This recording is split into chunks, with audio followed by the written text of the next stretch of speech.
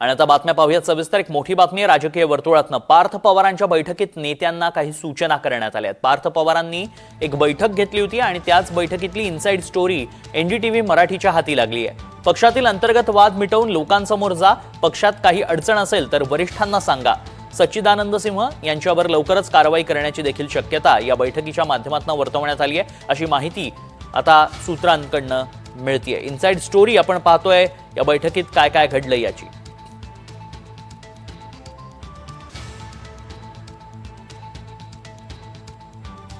Core कमिटीची बैठक या ठिकाणी पार पडली। पार्थ पवार यांच्या निवासस्थानी या बैठकीचं आयोजन करण्यात आलं होतं। अंतर्गत वादावर या बैठकीत चर्चा करण्यात आली।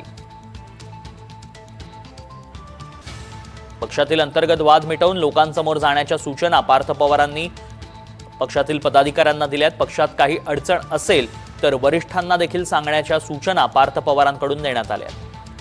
अधिक माहिती जाणून घ्या, आमचे प्रतिनिधी सागर कुलकर्णी सध्या संपर्कात आहेत। सागर, काय घडलं बैठकीत, कोणकोणते मुद्दे होते?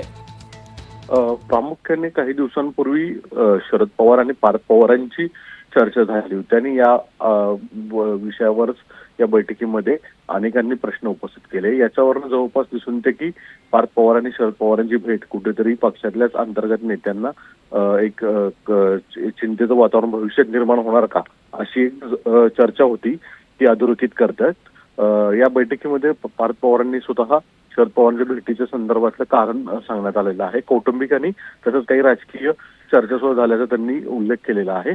त्याचवेळी पक्षांतर्गत मध्ये सच्चिदानंद ज्यांनी पत्र पाठवून शोकॉज नोटीस दिली होती, याचे सुद्धा पडसाद उमटताना दिसलेले आहेत। पक्षांतर्गत अशा स्वरूपातल्या कुठलीही भूमिका जर विरोधात कोण घेत असेल तर सर्वांनी एकत्र येऊन ती कायदेशीर कारवाई करण्याचे सूतवाचक सुद्धा या बैठकीत करण्यात आलेलं आहे। आणि पुढील कालावधीमध्ये प्रदेशाध्यक्ष तसंच इतर काही संघटनात्मक सुद्धा बदल करावेत अशा सूचना सुद्धा दिल्याची प्राथमिक माहिती समोर येते।